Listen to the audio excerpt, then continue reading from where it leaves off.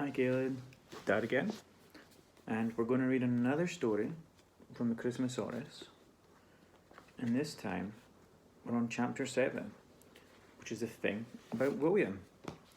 Now if you remember, in the last chapter, it was all about the magnificently magical flying reindeer and how the Christmasaurus wished that he could fly like the reindeers, but no one knew he existed, so nobody believed in him, so he was unable to fly. So now that we've caught up, I want you to get comfy, get cozy, cuddle in, and let's start chapter 7. The thing about William. 3 Christmases had passed since we first met William, and this 10-year-old version of him wasn't quite the chirpy fella he used to be. But before we get into that, there's something else you should know about him. You see, the thing about William was that William couldn't walk. William has a wheelchair. Did I forget to mention that? Sorry. William had been in a nasty, horrible accident when he was a little boy, and that was the sad day. He had lost his mother and gained a wheelchair. It had been awful and difficult, but it was a long time ago. Other than his shiny red dino-decorated wheelchair, he was just like every other kid now. Let's have a wee look, will we? There's wee William in his wheelchair. That's cool, isn't it? He went to school like every other kid, liked watching TV like every other kid, forgot his homework like every other kid, and occasionally picked his nose and ate it like every other kid. We've all done it. All the other kids at Holly Heath Primary School had got used to William having a wheelchair, that they didn't even notice it anymore. That was until she started. The new girl who had moved into a house across the street from William and had joined William's class last year. She changed everything. Her name was Brenda Pin. Brenda was the meanest girl in the whole school, possibly the world. She was a greedy, loud, bossy bully who always had to be the centre of attention. She had annoyingly perfect, twirly blonde hair. Twirls are like curls that are showing off. That's true. And the horribly straight, blightingly white teeth. And even though she was far too young, she would wear makeup to school, which she'd steal from the older girls. And it made her look freakishly, deceptively pretty for such a nasty piece of work. Brenda's first day at school had started out just fine.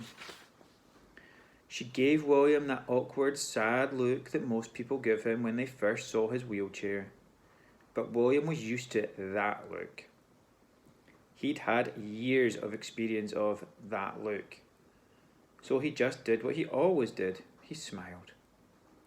William had such a brilliant, confident smile that it shone out, just like that really strong torch you have lying in your cupboard at home that you never use. His smile instantly made that look vanish from Brenda's face. It was at lunchtime that it all went horribly wrong. The whole school was waiting impatiently in line for school dinner, which usually comprised something that sort of looked like chicken, coated in something that sort of looked like breadcrumbs, accompanied by soggy strips of potato that they called chips, and a compulsory scoop of some sort of green mush. Yuck.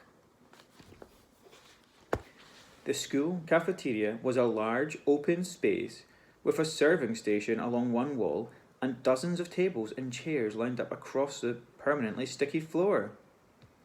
Although lunchtime was monitored by Old Man Wrinkleface, the school caretaker, he could usually be found snoozing in the corner with his feet on an upturned bucket, his hand clasping a flask of lukewarm tea, and his hearing aid switched off. Lunchtime belonged to the kids. This was every new kid's nightmare. The stairs, the glares, the flares. Old man Wrinkleface always wore flares. The air was thick with judgment, so the last person you would want to be on that day was Brenda Pin. She was first in line to get served, followed closely by William, who watched as Brenda nervously handed over her tray for the dinner ladies to slop the sludge on to her plastic plate. William followed suit and got his dinner, but as he spun his wheelchair round towards the cutlery table, he felt a bump under one of his wheels and heard an awful sound. Crunch!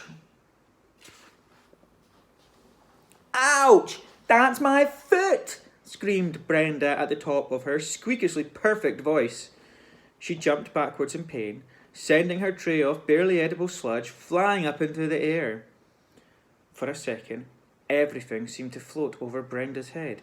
The chicken, the green slop, the saggy potatoes. It all hung there just long enough for Brenda to look deep into William's eyes.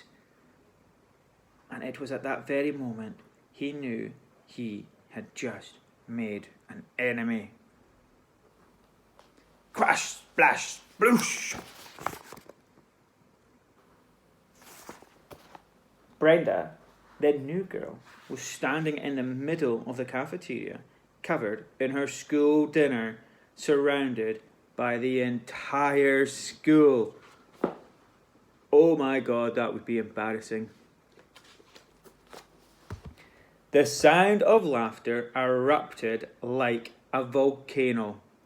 Children pointed and howled with glee. The cafeteria lit up with the flashes of hundreds of camera phones. New girl gets splattered. Hashtag was trending worldwide within seconds. Every Gregory Guff, the little kid who peed his pants every lunchtime, was peeing his pants, laughing at Brenda.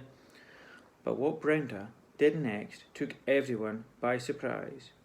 She didn't cry. She didn't make a dash for the exit.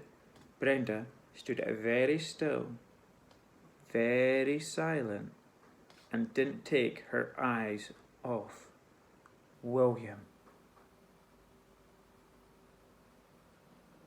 I'm so sorry, it was an accident. I didn't see you behind me, William apologised, but it was hard to make his voice heard over the laughter. Brenda still said nothing. She just waited. Then, as the laughter started to quieten down, she slowly raised her left hand and removed the plastic plate that was sitting upside down on her head. Then, she scooped up a handful of the compulsory green slop from her face and piled it high onto the plate. She raised her hand in the air like she was conducting an orchestra, and the strangest silence fell over the cafeteria. It was the quietest William had ever heard it. My name is Brenda Pin, she announced to the school as some wobbly chicken slipped from her shoulder onto the floor. Nobody laughed. I am the new girl. And with those words, she pulled back her hand and launched a plate of green slop into William's face at point-blank range. Splat! It hit him with such a wallop that it sent his wheelchair whizzing backwards across the cafeteria, through the emergency exit and out into the car park. He came to a stop in a parking space reserved for teachers. As if that wasn't bad enough, a traffic warden then appeared out of nowhere and gave him a ticket for not parking his wheelchair in a disabled bay. Anyone have any questions? Asked Brenda to the school. But by this point, everyone was too scared to even make eye contact with her. She picked up her tray, marched over to the surfing station, and scooped herself some fresh sludge, then sat down at the head of the central table and began to eat her lunch. From that moment on, Brenda Pin ran the school. That's the end of that chapter. I hope William's okay. That'd be awfully scary. I hope you enjoyed it. Okay, it's time to cuddle up and go to sleep if not already. Night night.